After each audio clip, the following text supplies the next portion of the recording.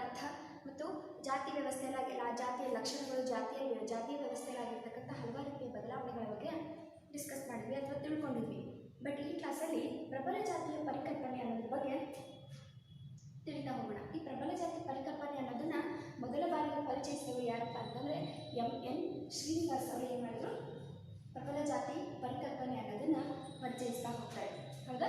ಯಾಕಪ್ಪ ಅಂತಂದರೆ ಸಮಾಜದಲ್ಲಿ ಕಂಡು ಬರ್ತಿರ್ತಕ್ಕಂಥ ಅಂತರ್ಜಾತಿ ಸಂಬಂಧಗಳು ಮತ್ತು ಸಂಘರ್ಷಗಳ ಬಗ್ಗೆ ತಿಳಿಯೋದಕ್ಕೋಸ್ಕರ ಏನು ಮಾಡ್ತಾ ಬಂದರು, ಇದನ್ನು ಪರಿಚಯಿಸ್ತಾ ಹೋಗ್ತಾರೆ. ಯಾರು? ಎಂ ಶ್ರೀನಿವಾಸ್ ಅವರು ಪರಿಚಯಿಸಿರ್ತಕ್ಕಂಥ ಪ್ರಬಲ ಜಾತಿ ಪರಿಕಲ್ಪನೆಯು ಅತ್ಯಂತ ಉಪಯುಕ್ತವಾಗಿರ್ತಕ್ಕಂಥ ಒಂದು ವಿಷಯವಾಗಿದೆ ಅಂತ ಇಲ್ಲಿ ತಿಳ್ಕೊಬೋದು. ಹೀಗೆ ಪ್ರಬಲ ಜಾತಿ ಏನಪ್ಪ ಎಂ ಶ್ರೀನಿವಾಸ್ ಅವರು ಹೇಳುವಂತೆ ಏನಾಗ್ತಾ ಇದೆ ಅಂದರೆ ಅವರ ಅಭಿಪ್ರಾಯದಂತೆ ಏನಾಗ್ತಾ ಇದೆ, ಇತರೆ ಜಾತಿಗಳಿಗಿಂತ ಸಂಖ್ಯಾತ್ಮಕವಾಗಿರ್ತಕ್ಕಂಥ ಬಲವನ್ನು ಹೊಂದಿದ್ದಾರೆ ಇವರು. ಈ ಪ್ರಬಲ ಜಾತಿಗಳು ಅನ್ನೋದು ಸಂಖ್ಯಾತ್ಮಕವಾಗಿ ಬಲವನ್ನು ಹೊಂದಿದ್ದಾರೆ ಮತ್ತು ಆರ್ಥಿಕ ಹಾಗೂ ರಾಜಕೀಯ ಅಧಿಕಾರವನ್ನು ಕೂಡ ಪಡೆದುಕೊಂಡಿದ್ದಾರೆ ಅಂತ ಹೇಳ್ತಾ ಇದ್ದಾರೆ ಇಲ್ಲಿ. ಹೇಳುವಂತೆ ಎಂ ಶ್ರೀನಿವಾಸ್ ಅವರು ಹೇಳುವಂತೆ ಏನಾಗ್ತಾ ಇದೆ, ಇತರ ಜಾತಿಗಳಿಗಿಂತ ಜನಸಂಖ್ಯೆಯಲ್ಲಿ ಹೆಚ್ಚಾಗಿದ್ದಾರೆ, ಜನಸಂಖ್ಯೆಯಲ್ಲಿ ಹೆಚ್ಚಿನ ಬಲವನ್ನು ಹೊಂದಿದ್ದಾರೆ, ಆರ್ಥಿಕವಾಗಿ ಬಲವನ್ನು ಹೊಂದಿದ್ದಾರೆ, ರಾಜಕೀಯವಾಗಿರ್ತಕ್ಕಂಥ ಒಂದು ಬಲವನ್ನು ಹೊಂದಿದ್ದಾರೆ ಅಂತ ಇಲ್ಲಿ ಹೇಳ್ತಾ ಹೋಗ್ತಾ ಇದ್ದಾರೆ. ಹೀಗೆ ಸ್ಥಳೀಯ ಜಾತಿಯ ಶ್ರೇಣಿಯಲ್ಲಿ ಉನ್ನತ ಧಾರ್ಮಿಕ ಅಂತಸ್ತನ್ನು ಹೊಂದಿರತಕ್ಕಂಥ ಜಾತಿ ಪ್ರಬಲ ಜಾತಿಯಾಗಿದೆ ಅಂತ ಹೇಳ್ತಾ ಇದ್ದಾರೆ. ಅಂದರೆ ಸಮಾಜದಲ್ಲಿ ತಮ್ಮದೇ ಆಗಿರ್ತಕ್ಕಂಥ ಒಂದು ಸ್ಥಾನವನ್ನು ಕಲ್ಪಿಸಿಕೊಳ್ತಕ್ಕಂಥ ವ್ಯವಸ್ಥೆ ಅಥವಾ ಸ್ಥಾನವನ್ನು ಕಲ್ಪಿಸಿಕೊಂಡಿರ್ತಕ್ಕಂಥ ಒಂದು ವ್ಯವಸ್ಥೆಯನ್ನು ಏನು ಹೇಳ್ತಾ ಇದ್ದಾರೆ ಇಲ್ಲಿ, ಪ್ರಬಲ ಜಾತಿ ಅಂತ ಹೇಳ್ತಾ ಇದ್ದಾರೆ. ಹೌದಾ? ಹೀಗೆ ನೆಕ್ಸ್ಟು ಪ್ರಬಲ ಜಾತಿ ಅಂದರೆ ಏನಪ್ಪ ಅಂದರೆ ಸಂಖ್ಯಾತ್ಮಕ ಅರ್ಥ ತಿಳ್ಕೋಬೇಕಪ್ಪ ಅಂತಂದರೆ ಸಂಖ್ಯಾತ್ಮಕವಾಗಿ ಮತ್ತು ಸಂಖ್ಯಾತ್ಮಕವಾಗಿ ಬಲವನ್ನು ಹೊಂದಿರತಕ್ಕಂಥದ್ದು. ಅಥವಾ ಇನ್ನೊಂದು ರೀತಿಯಲ್ಲಿ ಹೇಳೋದಾಯ್ತಂದರೆ, ಇದರ ಅರ್ಥ ಹೇಳೋದಾಯ್ತು ಅಂದರೆ ಭಾರತೀಯ ಸಮಾಜದಲ್ಲಿ ಅವರ ಯಾವುದು ಅಂತರ್ಜಾತಿ ಸಂಬಂಧಗಳು ಮತ್ತು ಸಂಘರ್ಷಗಳು ನಡೀತಿರೋದ್ರಿಂದ ಏನಾಗ್ತಾ ಇದೆ, ಅದನ್ನು ಆ ಪರಿಸ್ಥಿತಿಯನ್ನು ಆ ಸಿಚುವೇಶನನ್ನು ತಿಳಿಯೋದಕ್ಕೋಸ್ಕರ ತಿಳಿಬೇಕು ಅನ್ನೋ ಒಂದು ಉದ್ದೇಶಕ್ಕೋಸ್ಕರ ಎಂ ಶ್ರೀನಿವಾಸ್ ಅವರು ಏನು ಮಾಡಿದ್ರಪ್ಪ ಅಂದರೆ ಪ್ರಬಲ ಜಾತಿ ಅನ್ನೋ ಒಂದು ಪರಿಕಲ್ಪನೆಯನ್ನು ಮೊದಲ ಬಾರಿಗೆ ಪರಿಚಯಿಸ್ತಾ ಹೋಗ್ತಾರೆ. ಇದು ಅರ್ಥ ಆಯಿತು. ನೆಕ್ಸ್ಟು ವ್ಯಾಖ್ಯೆಗಳು. ಯಾರು ಹೇಳ್ತಾರೆ ಇದಕ್ಕೆ? ಎಂ ಶ್ರೀನಿವಾಸ್ ಅವರೇ ತಮ್ಮ ವ್ಯಾಖ್ಯಾನವನ್ನು ನೀಡಿದ್ದಾರೆ. ಏನಪ್ಪ ಅಂತಂದರೆ ಇತರ ಜಾತಿಗಳಿಗಿಂತ ಸಂಖ್ಯಾತ್ಮಕವಾಗಿ ಬಲವನ್ನು ಹೊಂದಿದ್ದಾರೆ ಮತ್ತು ಯಾವುದು ಆರ್ಥಿಕವಾಗಿ ಬಲವನ್ನು ಹೊಂದಿದ್ದಾರೆ, ರಾಜಕೀಯವಾಗಿ ಕೂಡ ಬಲವನ್ನು ಹೊಂದಿದ್ದಾರೆ, ರಾಜಕೀಯವಾಗಿ ಅಧಿಕಾರವನ್ನು ಹೊಂದಿರತಕ್ಕಂಥ ಮತ್ತು ಸ್ಥಳೀಯ ಶ್ರೇಣಿಯಲ್ಲಿ ಏನು ಉನ್ನತ ಧಾರ್ಮಿಕ ಅಂತಸ್ತನ್ನು ಹೊಂದಿರತಕ್ಕಂಥ ಜಾತಿಯು ಪ್ರಬಲ ಜಾತಿ ಅಂತ ಅನಿಸ್ಕೊಳ್ಳುತ್ತೆ. ಧಾರ್ಮಿಕವಾಗಿ ಅವರು ಏನಾಗ್ತಾ ಇದ್ದಾರೆ, ಪ್ರಬಲತೆಯನ್ನು ಹೊಂದುತ್ತಾ ಇದ್ದಾರೆ, ಪ್ರಬಲರಾಗಿದ್ದಾರೆ. ಅದನ್ನು ತಿಳಿಯುವಂಥದ್ದೇ ಏನಾಗ್ತಾ ಇದೆ, ಪ್ರಬಲ ಜಾತಿ ಅಂತ ಇಲ್ಲಿ ಹೇಳ್ತಾ ಹೋಗ್ತಾರೆ. ನೆಕ್ಸ್ಟು ಪ್ರಬಲ ಜಾತಿಯ ಸ್ವರೂಪ. ಈ ಸ್ವರೂಪ ಕೂಡ ಪ್ರಬಲ ಜಾತಿಯನ್ನು ಕುರಿತು ಎಂ ಶ್ರೀನಿವಾಸ್ ಅವರು ನೀಡಿರ್ತಕ್ಕಂಥ ವ್ಯಾಖ್ಯೆ ಏನಾಗ್ತಾ ಇದೆ, ವ್ಯಾಖ್ಯೆಯು ಪ್ರಬಲ ಜಾತಿಯ ನಿರ್ಧಾರಕ ಅಂಶಗಳನ್ನು ಸೂಚಿಸ್ತಾ ಹೋಗ್ತಾ ಇದೆ. ಅಂದರೆ ಅವರು ಹೊಂದಿರತಕ್ಕಂಥ ಅಂಶಗಳು ಯಾವುವು, ಪ್ರಬಲ ಜಾತಿಗಳು ಅಂತ ಅನಿಸ್ಕೊಳ್ಳೋದಕ್ಕೆ, ನಿರ್ಧಾರ ಮಾಡೋದಕ್ಕೆ ಇರ್ತಕ್ಕಂಥ ಅಂಶಗಳು ಯಾವುವು ಅನ್ನೋದ್ರ ಬಗ್ಗೆ ಎಂ ಶ್ರೀನಿವಾಸ್ ಅವರು ಏನು ಮಾಡ್ತಾರೆ, ಅಧ್ಯಯನವನ್ನು ಮಾಡ್ತಾ ಹೋಗ್ತಾರೆ. ಆ ಅಧ್ಯಯನದಿಂದ ಕೆಲವೊಂದು ವಿಷಯಗಳು ಇಲ್ಲಿ ತಿಳಿತಾ ಹೋಗ್ತವೆ. ಸಾಮಾನ್ಯವಾಗಿ ಸಾಕಷ್ಟು ಪ್ರಮಾಣದ ಜಮೀನಿನ ಒಡೆತನ, ಸಾಕಷ್ಟು ಅವರಿಗೆ ನಮ್ಮ ಜಮೀನು ಇಷ್ಟಿದೆ ಅಂತ ಲೆಕ್ಕಕ್ಕೆ ಸಿಗದೇ ಇರತಕ್ಕಂಥಷ್ಟು ಜಮೀನಿನ ಒಡೆತನ ಅಂತ ಹೇಳ್ತಾರೆ. ಮತ್ತು ಆರ್ಥಿಕವಾಗಿ ಕೂಡ ಅವರು ಮುಂದುವರೆದಿರ್ತಕ್ಕಂಥದ್ದು ಅಥವಾ ಆರ್ಥಿಕವಾಗಿ ಕೂಡ ಸಬಲರಾಗಿದ್ದಾರೆ ಮತ್ತು ರಾಜಕೀಯವಾಗಿ ಕೂಡ ತಮ್ಮದೇ ಆಗಿರ್ತಕ್ಕಂಥ ಒಂದು ಅಧಿಕಾರವನ್ನು ಸ್ಥಾಪನೆ ಮಾಡುವುದರಲ್ಲಿ ಏನಾಗ್ತಾ ಇದ್ದಾರೆ, ಸಬಲರಾಗಿದ್ದಾರೆ ಅನ್ನೋ ಒಂದು ವ್ಯವಸ್ಥೆಯನ್ನು ಇಲ್ಲಿ ತಿಳಿಸೋದಕ್ಕೋಸ್ಕರ ಏನಾಗ್ತಾ ಇದೆ, ಅಧಿಕಾರದ ಜೊತೆಗೆ ಜಾತಿಯೊಂದರಲ್ಲಿ ಕಂಡುಬರುವ ಶಿಕ್ಷಿತರ ಸಂಖ್ಯೆ ಅದು ಕೂಡ ಏನಾಗ್ತಾ ಇದೆ, ತಮ್ಮದಾಗಿರ್ತಕ್ಕಂಥ ಒಂದು ಸ್ಥಾನಮಾನವನ್ನು ಸ್ಥಾಪನೆ ಮಾಡಿದ್ದಾರೆ. ಶಿಕ್ಷಣದಲ್ಲೂ ಕೂಡ ಸ್ಥಾನವನ್ನು ಪಡೆದುಕೊಂಡಿದ್ದಾರೆ. ಉನ್ನತ ಉದ್ಯೋಗವನ್ನು ಹೊಂದುವುದರಲ್ಲಿ ಕೂಡ ಇವರು ಹೆಚ್ಚಿನ ಸಂಖ್ಯೆಯಲ್ಲಿ ಇದ್ದಾರೆ ಅನ್ನೋ ಒಂದು ವ್ಯವಸ್ಥೆಗೋಸ್ಕರ ಇವರನ್ನು ಪ್ರಬಲ ಜಾತಿಗಳು ಅಂತ ಕೂಡ ಹೇಳ್ತಾ ಹೋಗ್ತಾ ಇದ್ದಾರೆ. ಓಕೆನಾ? ಇಲ್ಲಿ ಸ್ವರೂಪಗಳು ತಿಳಿತಾ ಬಂತು. ಈಗ ಸ್ವರೂಪಗಳಲ್ಲಿ ಇರ್ತಕ್ಕಂಥ ಪಾಯಿಂಟ್ಸ್ಗಳು ಯಾವಪ್ಪ ಅಂದರೆ,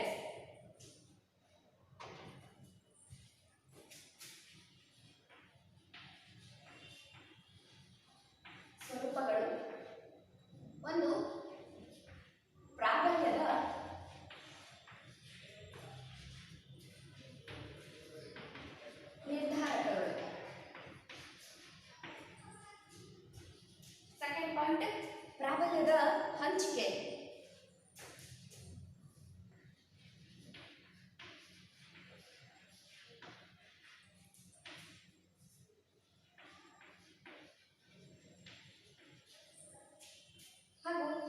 ನೆಕ್ಸ್ಟ್, ಪ್ರಾಬಲ್ಯ ಪರಿಪೂರ್ಣವಾಗಿ ಸ್ಥಳೀಯವಾಗಿಲ್ಲ.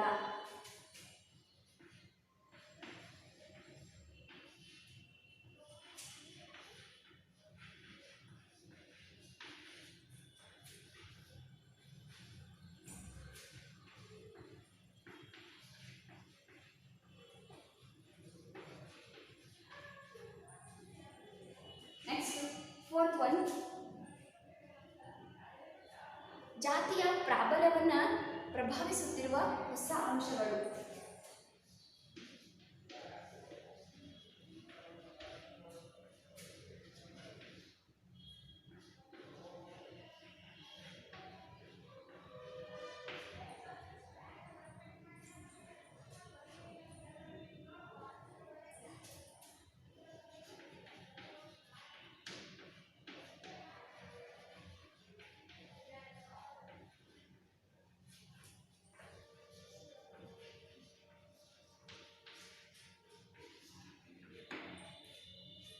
ಲಾಸ್ಟ್ 5th ಪಾಯಿಂಟ್, ರಾಜ್ಯ ಮಟ್ಟದಲ್ಲಿ ಪ್ರಬಲ ಜಾತಿಗಳು.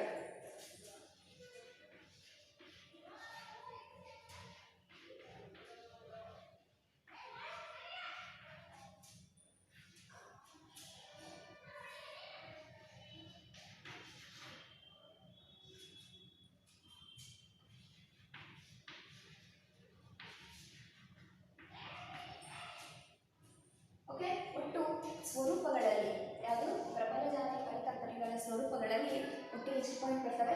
5 ಪಾಯಿಂಟ್ಸ್ಗಳು ಬರ್ತವೆ. ಪ್ರಾಬಲ್ಯದ ನಿರ್ಧಾರಕಗಳು, ಪ್ರಾಬಲ್ಯದ ಹಂಚಿಕೆ, ಪ್ರಾಬಲ್ಯ ಪರಿಪೂರ್ಣವಾಗಿ ಸ್ಥಳೀಯವಾಗಿಲ್ಲ, ಹಾಗೂ ಜಾತಿಯ ಪ್ರಾಬಲ್ಯವನ್ನು ಪ್ರಭಾವಿಸುತ್ತಿರುವ ಹೊಸ ಅಂಶಗಳು.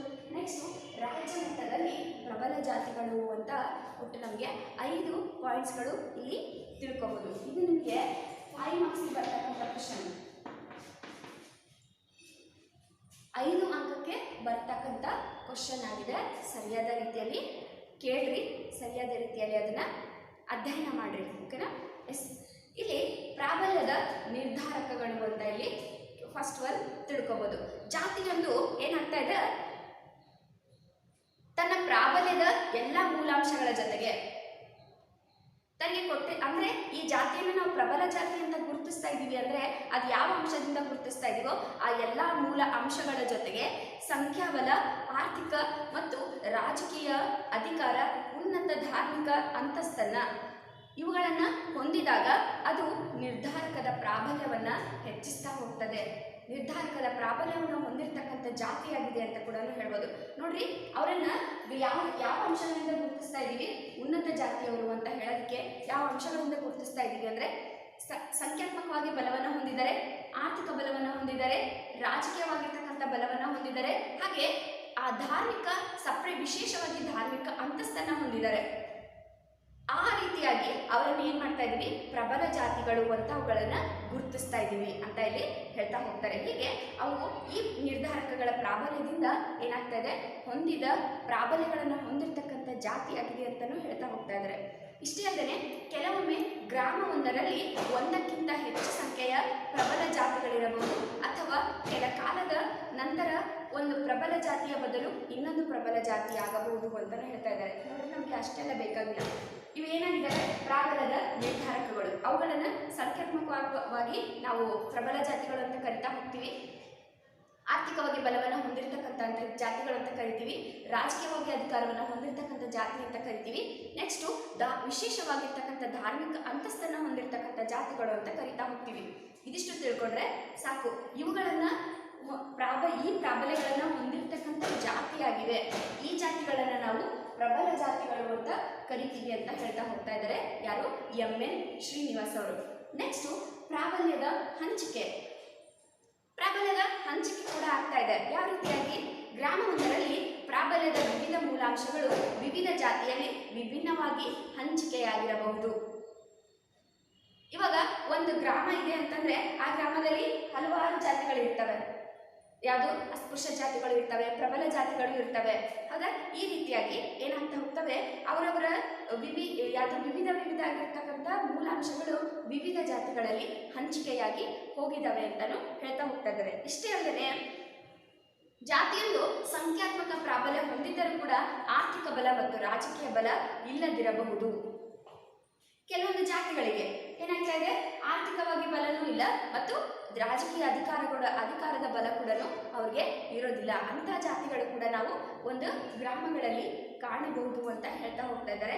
ಇಲ್ಲಿ ಅಥವಾ ಧಾರ್ಮಿಕ ಅಂತಸ್ತನ್ನು ಹೊಂದಿದ ಜಾತಿಯೊಂದು ಆರ್ಥಿಕ ಸಿರಿತನವನ್ನ ಹೊಂದಿದ್ದರೂ ಕೂಡ ಸಂಖ್ಯಾತ್ಮಕವಾಗಿ ಬಲವನ್ನು ಹೊಂದಿರೋದಿಲ್ಲ. ಅಂದರೆ ಹೆಚ್ಚಿನ ಜನಸಂಖ್ಯೆಯಲ್ಲಿ ಅವರು ಕಂಡು ಬರ್ತಿರೋದಿಲ್ಲ. ಧಾರ್ಮಿಕವಾಗಿ ಅಂತಸ್ತನ್ನು ಹೊಂದಿದ್ದಾರೆ ಮತ್ತು ಆರ್ಥಿಕವಾಗಿ ಅಂತಸ್ತನ್ನು ಹೊಂದಿದ್ದಾರೆ, ಬಟ್ ಸಂಖ್ಯಾತ್ಮಕವಾಗಿ ಅವರ ಬಲ ಕಾಣಿಸ್ತಾ ಇಲ್ಲ.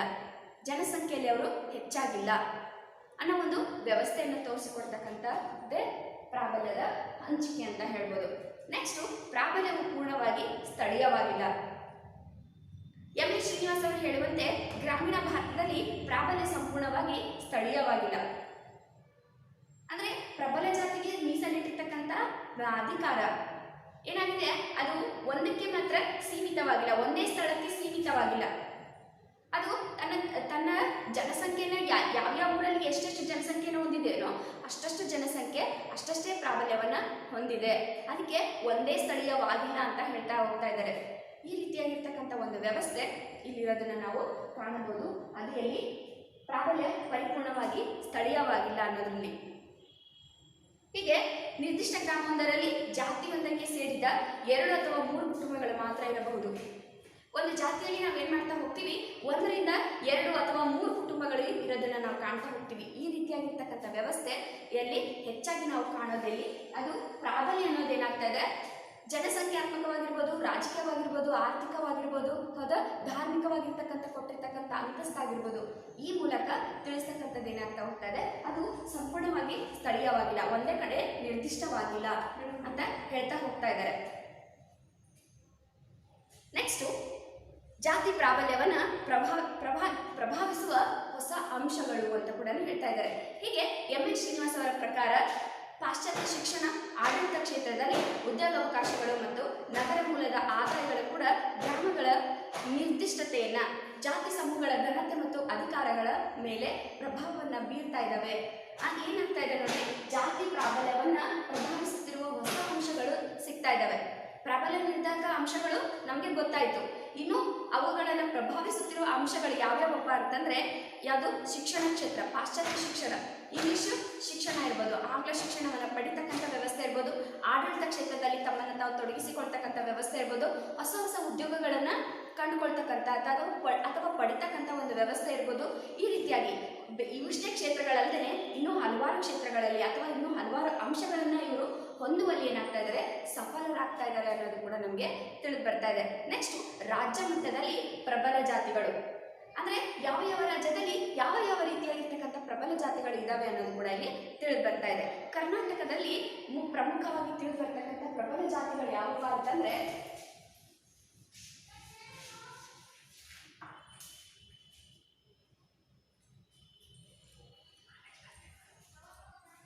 ರಾಜ್ಯ ಮಟ್ಟದಲ್ಲಿ ಪ್ರಬಲ ಜಾತಿಗಳು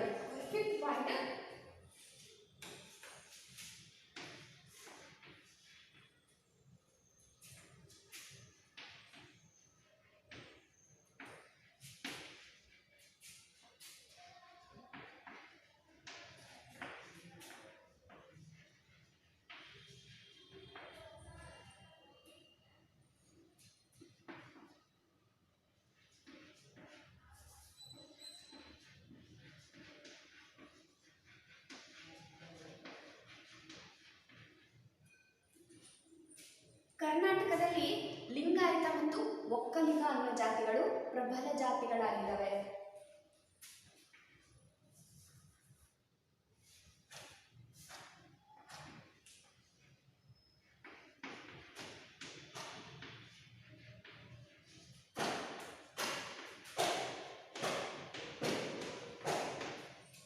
ನೋಡ್ರಿ, ರಾಜ್ಯ ಮಟ್ಟದಲ್ಲಿ ಯಾವ ಯಾವ ರಾಜ್ಯಗಳಲ್ಲಿ ಯಾವ ಯಾವ ಪ್ರಬಲ ಜಾತಿಗಳು ಇದ್ದಾವೆ ಅನ್ನೋದ್ರ ಬಗ್ಗೆ ಇಲ್ಲಿ ಹೇಳ್ತಾ ಹೋಗ್ತಾ ಇದ್ದಾರೆ. ನೋಡಿ, ಕರ್ನಾಟಕ ರಾಜ್ಯದಲ್ಲಿ ಲಿಂಗಾಯತ ಮತ್ತು ಒಕ್ಕಲಿಗ ಅನ್ನೋ ಜಾತಿಗಳು ಪ್ರಬಲ ಜಾತಿಗಳಾಗಿದ್ದಾವೆ. ನೋಡ್ರಿ, ನಿಮಗೆ ಇದು 2 ಮಾರ್ಕ್ಸ್ ಬರ್ತಕ್ಕಂಥ ಕ್ವಶನ್.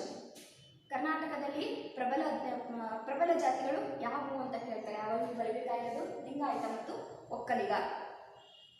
ಅಂತ ಬರಿಬೇಕು. ಓಕೆನಾ.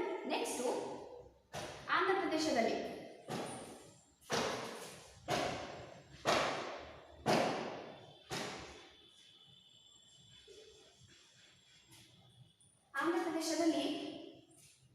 ನಾಯ್ಡು ಮತ್ತೆ ರೆಡ್ಡಿಗಳು,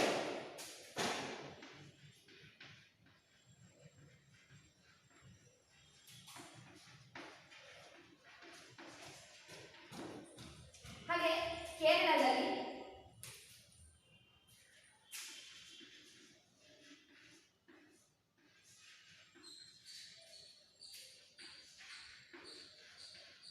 ಎಳವ ಮತ್ತು ನಾಯರ್ ಕುಟುಂಬಗಳು,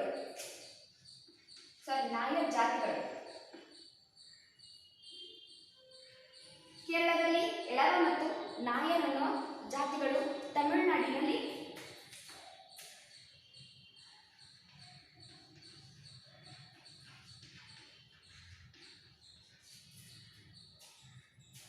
ಗೌಂಡರ್,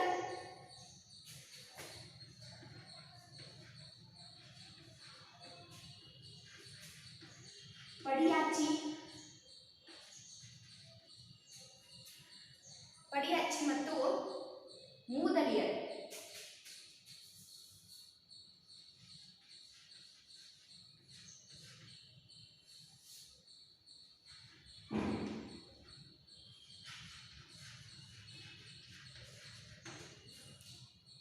ಓಕೆ, ತಮಿಳುನಾಡಿನಲ್ಲಿ ಕಂಡು ಬರ್ತಿರ್ತಕ್ಕಂಥ ಪ್ರಬಲ ಜಾತಿಗಳು ಗೌಂಡರ್, ಪಡಿಯಾಚಿ ಮತ್ತು ಮೂದಲಿಯರ್. ಈ ರೀತಿಯಾಗಿ ರಾಜ್ಯದಲ್ಲಿ ಅವು ಬೇರೆ ಬೇರೆ ರಾಜ್ಯದಲ್ಲಿ ಬೇರೆ ಬೇರೆ ರೀತಿಯಾಗಿರ್ತಕ್ಕಂಥ ಯಾವುದು ಪ್ರಬಲ ಜಾತಿಗಳು ಅನ್ನೋದಿಲ್ಲಿ ಕಂಡು ಬರ್ತಾ ಹೋಗ್ತವೆ. ಹೇಗೆ ನೋಡ್ರಿ, ಕರ್ನಾಟಕದಲ್ಲಿ ಲಿಂಗಾಯತ ಮತ್ತು ಒಕ್ಕಲಿಗ ಆಯ್ತಂದ್ರೆ ಆಂಧ್ರ ಪ್ರದೇಶದಲ್ಲಿ ನಾಯ್ಡು ಮತ್ತು ರೆಡ್ಡಿಗಳು ಹೆಚ್ಚಾಗಿ ಕಂಡು ಬರ್ತಾರೆ. ಕೇರಳದಲ್ಲಿ ಎಳವ ಮತ್ತು ನಾಯರ್ ಪ್ರಬಲ ಜಾತಿಗಳಾಗಿದ್ದಾವೆ. ತಮಿಳುನಾಡಿನಲ್ಲಿ ಗೌಂಡರ್, ಪಡಿಯಾಚಿ, ಮುದಲಿಯರ್ ಅನ್ನೋ ಜಾತಿಗಳು ಪ್ರಬಲ ಜಾತಿಗಳಾಗಿದ್ದಾವೆ. ಹಾಗೆ ಮಹಾರಾಷ್ಟ್ರದಲ್ಲಿ ಮರಾಠ, ಬ್ರಾಹ್ಮಣ, ಮಹರ್ ಜಾತಿಯವರು ಪ್ರಬಲ ಜಾತಿಯವರಾಗಿದ್ದಾರೆ. ಉತ್ತರ ಭಾರತದ ರಾಜ್ಯಗಳಲ್ಲಿ ರಜಪೂತರು, ಜಾಟರು, ಯಾದವರು, ಠಾಕೂರರು, ಗುಜ್ಜರು, ಬನಿಯಾ, ಭೂಮಿಹಾರ್ ಅನ್ನೋ ಜಾತಿಗಳು ಪ್ರಬಲ ಜಾತಿಗಳಾಗಿದ್ದಾವೆ ಅಂತ ಇಲ್ಲಿ ಹೇಳ್ತಾ ಹೋಗ್ತಾ ಇದ್ದಾರೆ. ಓಕೆನಾ. ಇದಿಷ್ಟು ಪ್ರಬಲ ಜಾತಿ ಪರಿಕಲ್ಪನೆ ಅನ್ನೋದ್ರ ಬಗ್ಗೆ ಎಂ.ಎನ್. ಶ್ರೀನಿವಾಸ್ ಅವರ ಅಭಿಪ್ರಾಯ ಅಲ್ಲವಾ. ಇದಿಷ್ಟು ಪ್ರಬಲ ಜಾತಿಗಳ ಪರಿಕಲ್ಪನೆ ಅಂತ ನಾವು ತಿಳ್ಕೋಬಹುದು. ಓಕೆನಾ.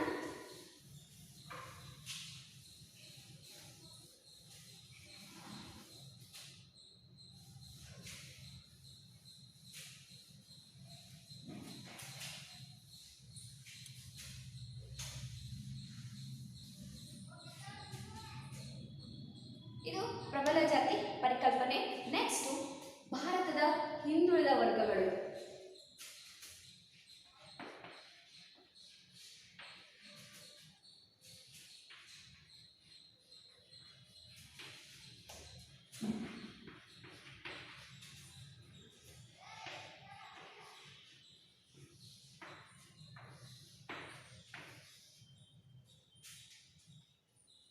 ಭಾರತದ ಹಿಂದುಳಿದ ವರ್ಗಗಳು, ಈ ವರ್ಗಗಳಲ್ಲಿ ಅಂದರೆ ಈ ಜಾತಿಗಳನ್ನು ಹಿಂದುಳಿದ ಜಾತಿಗಳು ಅಂತ ಯಾಕೆ ಕರೀತಾ ಇದ್ದಾರೆ ಅನ್ನೋದ್ರ ಬಗ್ಗೆ ಕೆಲವೊಂದು ಮಾಹಿತಿಗಳಲ್ಲಿ ಸಿಗ್ತಾ ಹೋಗ್ತವೆ.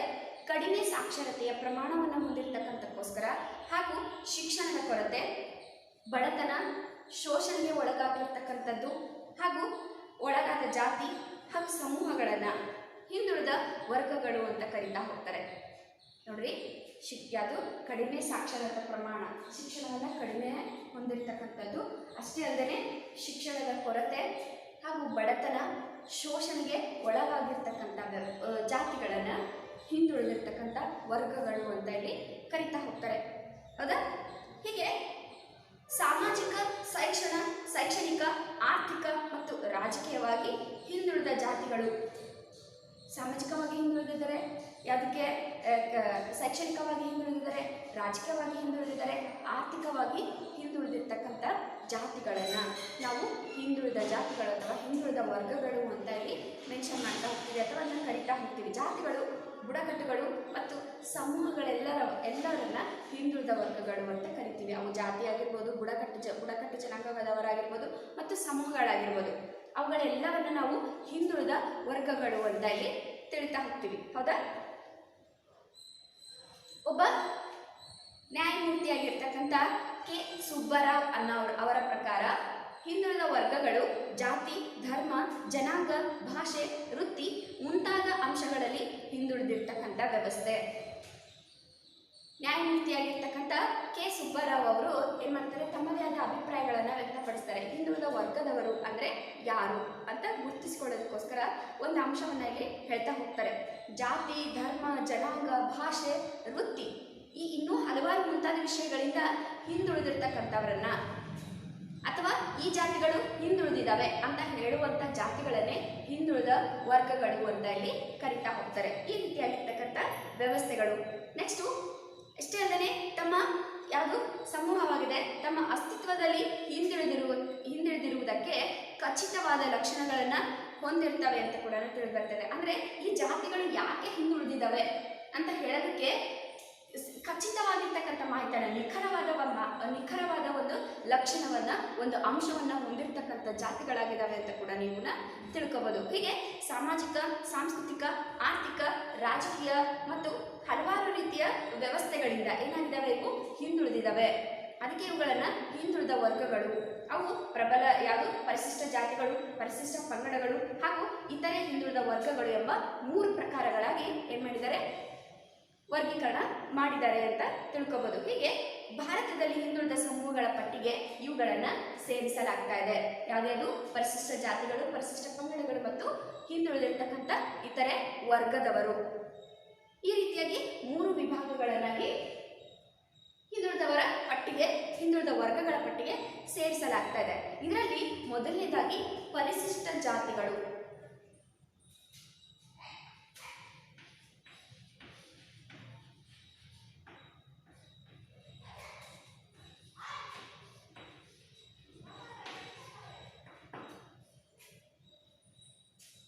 ಇದನ್ನ ಎಸ್ ಅಂತ ನಾವು ಕರೀತಾ ಹೋಗ್ತೀವಿ. ಎಸ್ ಅಂದ್ರೆ ಶೆಡ್ಯೂಲ್ಡ್ ಕ್ಯಾಸ್ಟ್. ಎಸ್ ಅಂದ್ರೆ ಶೆಡ್ಯೂಲ್ಡ್ ಕ್ಯಾಸ್ಟ್ ಅಂತ ಕರಿತೀವಿ, ಹೌದಾ? ಪರಿಶಿಷ್ಟ ಜಾತಿಗಳು ಅಂದ್ರೆ S C long form scheduled caste ಅಂತ ತಿಳ್ಕೊಬೋದು.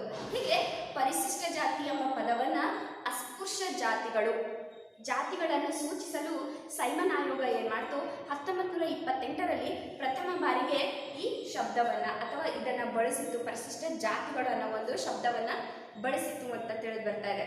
ನೋಡ್ರಿ, ಪರಿಶಿಷ್ಟ ಜಾತಿ ಎಂಬ ಪದವನ್ನು ಅಸ್ಪೃಶ್ಯ ಜಾತಿಗಳು ಅಂತ ತಿಳಿಯೋದಕ್ಕೋಸ್ಕರ ಅಥವಾ ಅದನ್ನ ಕರೆಯೋದಕ್ಕೋಸ್ಕರ ಸೈಮನ್ ಆಯೋಗ ಪ್ರಥಮ ಬಾರಿಗೆ 1828ರಲ್ಲಿ ಮೊದಲ ಬಾರಿಗೆ ಈ ಪದವನ್ನು ಬಳಸಿತು ಅಂತ ತಿಳ್ಕೊಬೋದು. ಹೀಗೆ ಮುಂದೆ ಭಾರತೀಯ ಸರ್ಕಾರಿ ಕಾಯ್ದೆಯಾಗಿರ್ತಕ್ಕಂಥ ಕಾಯ್ದೆ 1935ರಲ್ಲಿ ಅಧಿಕೃತವಾಗಿ ಈ ಶಬ್ದವನ್ನು ಬಳಕೆಗೆ ತರುತ್ತೆ.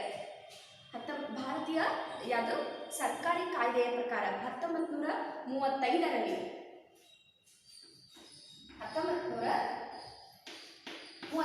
ಏನು ಮಾಡಿದ್ರು, ಅಧಿಕೃತವಾಗಿ ಪರಿಶಿಷ್ಟ ಜಾತಿಗಳು ಅನ್ನೋ ಒಂದು ಪದವನ್ನು ಅಧಿಕೃತವಾಗಿ ಜಾರಿಗೆ ತರ್ತಾರೆ. ಹೀಗೆ ಅಂಬೇಡ್ಕರ್ ಅವರು ಈ ವರ್ಗಗಳನ್ನು ಅಥವಾ ಪರಿಶಿಷ್ಟ ಜಾತಿ ಅನ್ನೋದಕ್ಕೆ ಅಂಬೇಡ್ಕರ್ ಅವರು ಬಹಿಷ್ಕೃತ ವರ್ಗಗಳು ಅನ್ನೋ ಹೆಸರನ್ನ ಇಡ್ತಾರೆ. ಅದಕ್ಕೆ ಡಾಕ್ಟರ್ BR ಅಂಬೇಡ್ಕರ್ ಅವರು ಬಹಿಷ್ಕೃತ ವರ್ಗಗಳು ಅನ್ನೋ ಹೆಸರನ್ನ ಇಡ್ತಾ ಹೋಗ್ತಾರೆ. ಹೀಗೆ ಬ್ರಿಟಿಷರು ಕೂಡ ಇದಕ್ಕೆ ಇನ್ನು ಹಲವಾರು ಹೆಸರುಗಳಿಂದ ಕರೀತಾ, ಅಂದರೆ ಈ ಪರಿಶಿಷ್ಟ ವರ್ಗದವರು ಅಥವಾ ಪರಿಶಿಷ್ಟ ಜಾತಿಗಳು ಅಂತ ಕರೀತಾ ಇದ್ದಾರೆ. ಅಂದರೆ ಹಲವಾರು ವ್ಯಕ್ತಿಗಳಾಗಿರಲಿ ಅಥವಾ ಹಲವಾರು ಜನಾಂಗದವರಾಗಿರಲಿ, ಹಲವಾರು ಯಾವುದು ಈ ಸಮಾಜ ಚಿಂತಕರಾಗಿರಲಿ ಏನು ಮಾಡ್ತಾರೆ, ಅಥವಾ ಭಾರತೀಯ ಸರ್ಕಾರ ಕಾಯ್ದೆಯಿಂದ ಇರ್ಬೋದು, ಸೈಮನ್ ಆಯೋಗದಿಂದ ಇರ್ಬೋದು, ಹಲವಾರು ಹೆಸರುಗಳನ್ನು ಇಟ್ಕೊಡ್ತಾ ಹೋಗ್ತಾರೆ ಇದಕ್ಕೆ, ಹೌದಾ? ಅಂಬೇಡ್ಕರ್ ಅವರು ಬಹಿಷ್ಕೃತ ವರ್ಗಗಳು ಅಂತ ಕರೆದ್ರೆ ಬ್ರಿಟಿಷರು ದಮನಿತ ವರ್ಗಗಳು ಅಂತ ಈ ಪರಿಶಿಷ್ಟ ಜಾತಿಗಳಿಗೆ ಹೆಸರನ್ನ ಇಡ್ತಾ ಹೋಗ್ತಾರೆ. ಹೀಗೆ ಇನ್ನು ಮುಂದುವರೆದ ಬಹಿಷ್ಕೃತ ವರ್ಗವೆಂದಿದ್ದನ್ನು ಕರೆದ್ರೆ ಬ್ರಿಟಿಷರು ದಮನಿತ ವರ್ಗಗಳು ಎಂದು ಕರೀತಾ ಹೋಗ್ತಾರೆ. 1931ರ ಜನಗಣತಿಯಲ್ಲಿ ಈ ವರ್ಗಗಳನ್ನು ಅಥವಾ ಈ ಜಾತಿಗಳನ್ನು ಬಾಹ್ಯ ಜಾತಿಗಳು ಅಂತ ಕರೀತಾ ಹೋಗ್ತಾರೆ. ಯಾವಾಗ? 1931ರ ಜನಗಣತಿಯ ಪ್ರಕಾರ.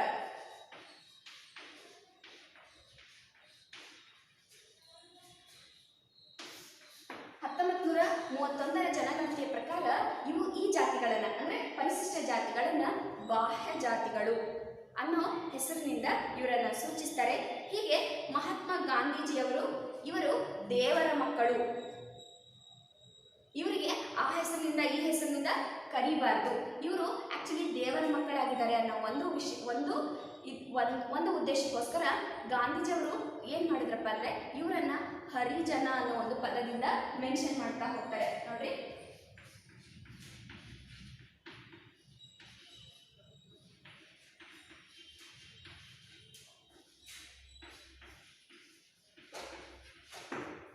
ಹರಿಜನ ಅನ್ನೋ ಒಂದು ಪದದಿಂದ ಗಾಂಧೀಜಿಯವರು ಇವರನ್ನ ಕರೀತಾ ಹೋಗ್ತಾರೆ.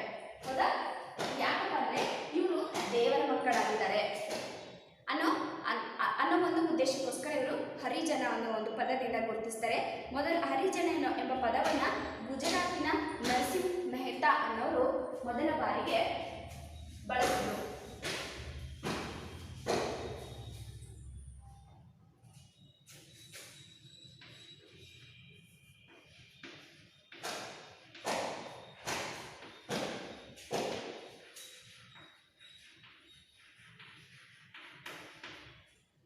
ಹರಿಜನ ಎಂಬ ಪದವನ್ನ ಗುಜರಾತಿನ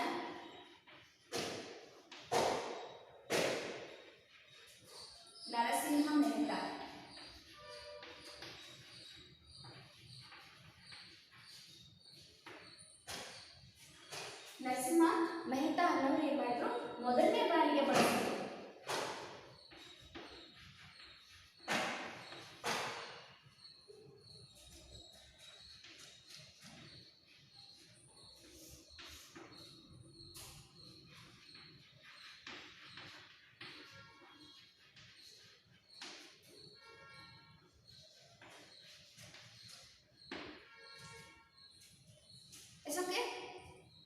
ಹರಿಜನ ಎಂಬ ಪದವನ್ನ ಮೊದಲೇ ಬಾರಿಗೆ ಗುಜರಾತಿನ ನರಸಿಂಹ ಮೆಹ್ತಾ ಅನ್ನೋರು ಬಳಸ್ತಾರೆ.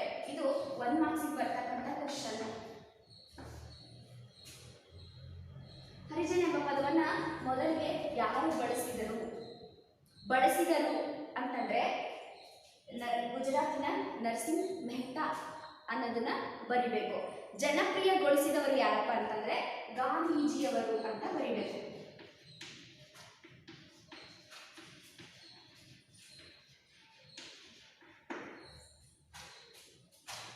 ಮೊದಲನೇ ಬಾರಿಗೆ ಬಳಸಿದವರು ಬಂದ್ಬಿಟ್ಟು ಗುಜರಾತಿನ ನರಸಿಂಹ ಮೆಹ್ತಾ. ಜನಪ್ರಿಯಗೊಳಿಸಿದವರು ಯಾರು? ಗಾಂಧೀಜಿಯವರು. ಹೌದಾ? ಈ ರೀತಿಯಾಗಿ ಹರಿಜನ ಎಂಬ ಪದವನ್ನು ಮೊದಲನೇ ಬಾರಿಗೆ ಬಳಸಿದರು ಗುಜರಾತಿನ ನರಸಿಂಹ ಮೆಹ್ತಾ. ಹರಿಜನ ಎಂಬ ಪದವನ್ನ ಜನಪ್ರಿಯಗೊಳಿಸಿದವರು ಯಾರು? ಗಾಂಧೀಜಿಯವರು, ಮಹಾತ್ಮ ಗಾಂಧೀಜಿಯವರು ಅಂತ ಇಲ್ಲಿ ತಿಳಿದು ಬರ್ತಾ ಹೋಗ್ತಾ ಇದೆ.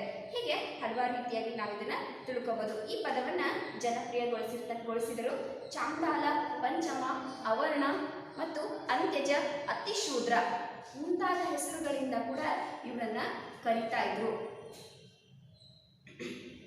ಯಾವ್ದರಿಂದ? ಚಾಂಡಾಲ, ಪಂಚಮ, ಅವರ್ಣ, ಅಂತ್ಯಜ, ಅತಿಶೂದ್ರ ಇನ್ನು ಮುಂತಾದ ಹೆಸರುಗಳಿಂದ ಏನ್ ಮಾಡ್ತಾ ಇದ್ರು, ಇವರನ್ನ ಕರೀತಾ ಇದ್ರು ಅನ್ನೋದು ಕೂಡ ಇಲ್ಲಿ ತಿಳಿದು ಬರ್ತಾ ಇದೆ. ಈ ಸಮೂಹಕ್ಕೆ ಸಂಬಂಧಿಸಿರ್ತಕ್ಕಂಥ ಹಲವಾರು ಶಬ್ದಗಳು ಅಥವಾ ಹಲವಾರು ಹೆಸರುಗಳು ಬಳಕೆಯಲ್ಲಿದ್ದವು ಅಂತ ತಿಳಿದು ಬರ್ತಾ ಇದೆ. ಭಾರತವು ಸ್ವಾತಂತ್ರ್ಯ ಪಡೆದ ನಂತರ ಸಾಮಾಜಿಕ ನ್ಯಾಯದ ಹಿತದೃಷ್ಟಿಯಿಂದ ಸಂವಿಧಾನಿಕ ಹಾಗೂ ಸಾಮಾಜಿಕ ವಿಶೇಷ ಸೌಲಭ್ಯಗಳನ್ನ ಇವರಿಗೆ ನೀಡಲಾಯಿತು ಅಂತ ತಿಳಿದು ಬರ್ತದೆ. ಅಂದ್ರೆ ನಮಗೆ ಭಾರತ ದೇಶಕ್ಕೆ ಸ್ವಾತಂತ್ರ್ಯ ಸಿಕ್ಕ ನಂತರ ಸಾಮಾಜಿಕವಾಗಿ ಇವ್ರು ಏನಾಗಬೇಕು, ಯಾವುದು ಸಮಾಜದ ಪ್ರಮುಖ ವಾಹಿನಿಗೆ ಬರಬೇಕು ಅನ್ನೋ ಒಂದು ಉದ್ದೇಶಕ್ಕೋಸ್ಕರ ಏನು ಮಾಡ್ತಾ ಬಂದರು, ಇವರಿಗೆ ಸಾಮಾಜಿಕದ ನ್ಯಾಯದ ದೃಷ್ಟಿಯಿಂದ ಇವರಿಗೆ ಸಂವಿಧಾನ ಹಾಗೂ ಸಾಮಾಜಿಕವಾಗಿ ವಿಶೇಷವಾಗಿರ್ತಕ್ಕಂಥ ಸೌಲಭ್ಯಗಳನ್ನು ನೀಡಲಾಯಿತು ಅಂತ ತಿಳಿದು ಬರ್ತಾ ಇದೆ. ಬಂಗಿ, ಚುಹಾರ, ಯಾವುದು ಚಮಾರ್, ಡೋಮ್, ತಿಯಾನ್, ಮಾದಿಗ, ಹೊಲೆಯ, ಲಂಬಾಣಿ, ಧೋವಿ ಮತ್ತು ಮಹರ್ ಮುಂತಾದ ಜಾತಿಗಳನ್ನು ಪರಿಶಿಷ್ಟ ಜಾತಿಗಳ ಪಟ್ಟಿಗೆ ಸೇರಿಸಲಾಯಿತು. ಪರಿಶಿಷ್ಟ ಜಾತಿಗೆ ಪಟ್ಟಿಗೆ ಸೇರಿರ್ತಕ್ಕಂಥ ಜಾತಿಗಳು ಯಾವಪ್ಪ ಅಂತಂದ್ರೆ ಭಂಗಿ, ಚುಹಾರ್, ಚಮಾರ್, ಧೋಮ್, ತಿಯಾನ್, ಮಾದಿಗ, ಹೊಲೆಯ, ಲಂಬಾಣಿ, ಗೋವಿ, ಮಹರ್ ಈ ಜಾತಿಗಳೇನಾಗಿದ್ದಾವೆ ಪರಿಶಿಷ್ಟ ಜಾತಿಗಳ ಪಟ್ಟಿಗೆ ಸೇರ್ತವೆ ಅಥವಾ ಸೇರಿಸಲಾಗಿದೆ. ಸಂವಿಧಾನದ ಪ್ರಕಾರ ಈ ಪರಿಶಿಷ್ಟ ಜಾತಿಗಳ ಪಟ್ಟಿಗೆ ಈ ಜಾತಿಗಳನ್ನು ಸೇರಿಸಲಾಗಿದೆ ಅಂತ ಇಲ್ಲಿ ಹೇಳ್ತಾ ಹೋಗ್ತಾ ಇದ್ದಾರೆ. ಹೀಗೆ ಮಜುಂದಾರ್ ಅವರ ಪ್ರಕಾರ ಸಂಪ್ರದಾಯಗಳು ಮತ್ತು ಮೇಲ್ಜಾತಿಯವರಿಂದ ಸಾಮಾಜಿಕವಾಗಿ ಜಾರಿಗೊಳಿಸಲ್ಪಟ್ಟ ವಿವಿಧ ಸಾಮಾಜಿಕ ಮತ್ತು ರಾಜಕೀಯ ಅನರ್ಹತೆಗಳಿಗೆ ಒಳಗಾದ ಅಸ್ಪೃಶ್ಯ ಜಾತಿಗಳೇ ಪರಿಶಿಷ್ಟ ಜಾತಿಗಳಾಗಿದ್ದಾವೆ. ನೋಡ್ರಿ, ಸಾಮಾಜಿಕವಾಗಿ ಮತ್ತು ಅವರನ್ನ ರಾಜಕೀಯ ಎಲ್ಲ ರೀತಿಯಿಂದಲೂ ಸಾಮಾಜಿಕವಾಗಿ, ರಾಜಕೀಯವಾಗಿ, ಆರ್ಥಿಕವಾಗಿ, ಧಾರ್ಮಿಕವಾಗಿ ಎಲ್ಲ ರೀತಿಯಿಂದಲೂ ಕೂಡ ಅವರನ್ನು ಏನು ಮಾಡೋದು, ಹೊರಗಿರ್ತಕ್ಕಂಥ ವ್ಯವಸ್ಥೆ ಅಥವಾ ಅವರನ್ನ ಯಾವುದು ಎಲ್ಲ ಕೆಲಸಗಳಲ್ಲಿ ತೊಡಗಿಸಿಕೊಳ್ಳದೇ ಇರ್ತಕ್ಕಂಥ ವ್ಯವಸ್ಥೆಯನ್ನ ಅಥವಾ ಅಂತಹ ಜಾತಿಗಳನ್ನ ಏನು ಮಾಡಿದ್ರು, ಅಸ್ಪೃಶ್ಯ ಜಾತಿಗಳು ಅಂತ ಕರೆದ್ಬಿಟ್ಟು ಆ ಜಾತಿಗಳನ್ನ ಈ ಪರಿಶಿಷ್ಟ ಜಾತಿಗಳು ಅಂತ ವ್ಯಾಖ್ಯಾನವನ್ನ ನೀಡ್ತಾರೆ. ಯಾರು? ಮಜುಂದಾರ್ ಅವರು. ಓಕೆನಾ. ನೆಕ್ಸ್ಟ್, ಹೀಗೆ ಅಸ್ಪೃಶ್ಯ ಸಾಮಾಜಿಕವಾಗಿ ಕೀಳೆಂದು ಪರಿಗಣಿಸಲ್ಪಟ್ಟ ಯಾವುದು ಯಾವ ಕೆಲಸ ಅಂದ್ರೆ ಸಾಮಾಜಿಕವಾಗಿ ಇವು ಉನ್ನತ ಜಾತಿಗಳು ಮಾಡದೇ ಇರ್ತಕ್ಕಂಥ ಕೆಲಸಗಳು, ಕೀಳು ಕೆಲಸಗಳು. ಅವು ಯಾವಪ್ಪ ಅಂತಂದ್ರೆ ಸತ್ತ ಪ್ರಾಣಿಗಳನ್ನ ಸಾಗಿಸುವುದು, ಚರ್ಮದ ಸಂಸ್ಕರಣೆ, ಶುಚಿತ್ವದ ನಿರ್ವಹಣೆ, ಸ್ಮಶಾನದ ಕೆಲಸ ಮುಂತಾದ ಕೆಲಸಗಳನ್ನ, ಇವು ಯಾವುದು ಸಾಮಾಜಿಕವಾಗಿ ಕೀಳು ಅಂತ ಪರಿಗಣಿಸಲ್ಪಟ್ಟಿರ್ತಕ್ಕಂಥ ಕೆಲಸಗಳಾಗಿದ್ದಾವೆ. ಈ ಕೆಲಸಗಳನ್ನ ಈ ಜಾತಿಯವರು ಮಾಡ್ತಾ ಇದ್ರು, ಪರಿಶಿಷ್ಟ ಜಾತಿಯವರು ಮಾಡ್ತಾ ಇದ್ರು ಅನ್ನೋದ್ರ ಬಗ್ಗೆ ಇಲ್ಲಿ ಹೇಳ್ತಾ ಹೋಗ್ತಾ ಇದ್ದಾರೆ. ಹೀಗೆ ಅಸ್ಪೃಶ್ಯ ಜಾತಿಗಳ ಊರುಗಳು ಊರಿನ ಹೊರಗೆ ಏನಾಗ್ತಾ ಇದ್ವು, ಇರ್ತಾ ಇದ್ವು.